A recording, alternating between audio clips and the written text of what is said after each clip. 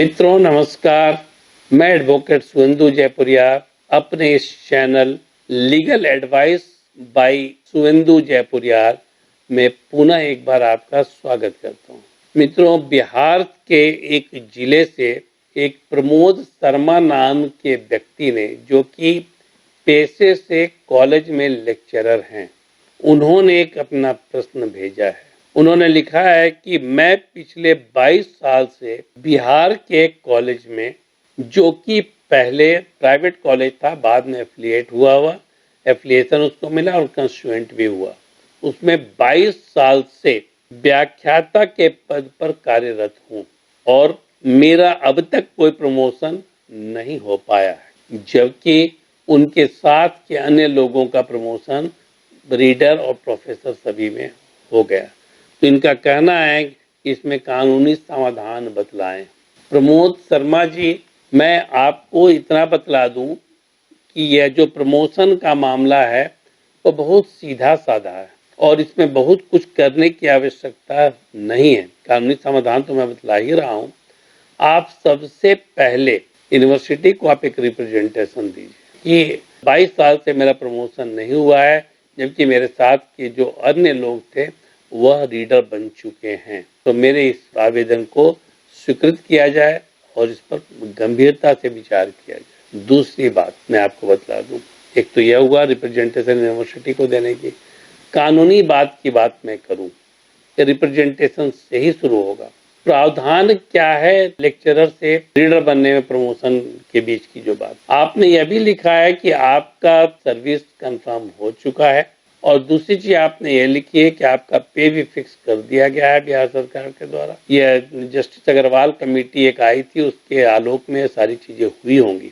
आपने लिखा नहीं है, लेकिन मैं अनुमान लगा रहा हूं कि जस्टिस अग्रवाल कमीशन बना था इन सारी चीजों के लिए सुप्रीम कोर्ट के आदेश पर, उसके आलोक में ही ये सारी चीजें हुई होंगी, जिसमें आपका कंफर्मेशन भी हुआ होगा और पे फिक्सेशन भी हुआ होगा। दूसरा प्रावधान क्या है, बिहार स्टेट यूनिवर्सिटी एक्ट 1976 के तहत यदि आपका कंफर्मेशन हो गया है, पे फिक्सेशन हो गया है और आपका अपॉइंटमेंट भी बिल्कुल दुरुस्त है, जैसा कि जब कंफर्मेशन हो गया है तो दुरुस्त ही होगा, तब 8 साल में आपको पहला टाइम बॉन्ड मेरिट प्रमोशन मिलना है और दूसरा जब 16 साल पूरा हो गया है तब आपको time bound second merit promotion मिलना है। पहला मेरिट प्रमोशन आपको रीडर में और दूसरा मेरिट प्रमोशन आपको एसोसिएट प्रोफेसर में, जो बाद में प्रमोशन पाकर प्रोफेसर तो हो ही जाते हैं। तो यह तो कानूनी प्रावधान है, लेकिन इसकी प्रक्रिया क्या है इसको जानना भी जरूरी है।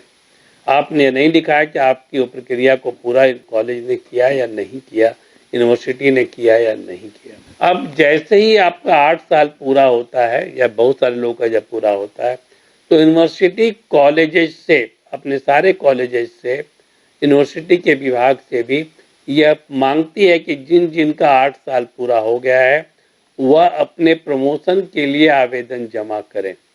उसमें जो जो पेपर का रिक्वायरमेंट है वह चेक लिस्ट में दिया रहता है।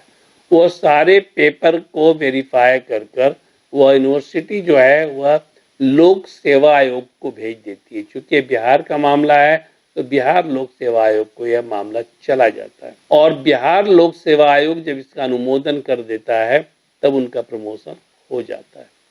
लेकिन आपने यह नहीं मुझे बतलाया है कि आपने आवेदन दिया था कि नहीं और आपके नाम का प्रस्ताव ये बीपीएससी में गया या नहीं गया। यदि वह चला गया है और उसके बाद भी प्रमोशन नहीं हो रहा है, आपकी तरफ से कोई कमी नहीं है, तब ऐसी स्थिति में आप पुनः एक रिप्रेजेंटेशन दीजिए यूनिवर्सिटी को और ये कानूनी रिप्रेजेंटेशन होगा, ये लीगल रिप्रेजेंटेशन होगा, जिसमें कि आप सारी बातों को लिखें, सारे सर्टिफिकेट को लगाएं और तब उसके बाद भी यदि बात नहीं होती है तब ऐसी स्थिति में आप पटना हाई कोर्ट की शरण में जा सकते हैं। आप वहाँ रिट फाइल कर सकते हैं और रिट फाइल करने के बाद आपको रिलीफ मिलेगा। रिलीफ फाइल करने में आप इस बात का ध्यान रखें कि स्टेट गवर्नमेंट को तो आपको पार्टी बनानी है सबसे पहले, और साथ ही साथ आपको चांसलर को ही पार्टी बनाना होगा, गवर्नर को, क्योंकि उनके अनुमोदन की आवश्यकता भी होती है, वहीं पर जाता है। तो चांसलर को ही पार्टी बनाना होगा, गवर्नमेंट को पार्टी बनाना होगा, यूनिवर्सिटी के जो वाइस चांसलर है उनको पार्टी बनाना होगा, बीपीएससी के जो सेक्रेटरी है उनको पार्टी बनाना होगा, और जो लोग इसमें इन्वॉल्व हैं, कॉलेज के प्रिंसिपल को बनाना होगा, रजिस्ट्रार को बनाना होगा यूनिवर्सिटी के, इन सारे लोगों को आपको पार्टी बनाना होगा। जैसे ही आपका केस लिस्ट होता है, कोर्ट में जैसे ही केस लिस्ट होता है और सुनवाई के लिए आता है, तो सबसे पहले कोर्ट जो है इन सभी लोगों को नोटिस जारी करती है और जारी कर पूछती है कि क्यों नहीं प्रमोशन दिया गया। प्रमोद कुमार शर्मा जी, यदि आपने अप्लाई किया है तो सबसे पहले इन लोगों को नोटिस में पूछा जाएगा कि क्यों नहीं आपने टाइम बाउंड प्रमोशन दिया, क्या कमियां हैं इस कैंडिडेट में। और यदि वह जवाब से संतुष्ट कोर्ट नहीं होती है या फिर जवाब देता है, उटपटांग जवाब देता है, कोर्ट को लगता है कि ये गलत है, तब ऐसी स्थिति में कोर्ट आदेश जारी कर देगी आपको प्रमोशन देने का और जो भी आपके एरियर हैं जो बकाया है उसके भुगतान का। तो प्रमोद जी, उम्मीद करता हूं कि आपका जो प्रश्न था उसका उत्तर आपको मिल गया होगा, और यदि आपको यह पसंद आया है तब इसे आप लाइक करें, चैनल को सब्सक्राइब करें और लोगों के बीच में शेयर जरूर करें। धन्यवाद।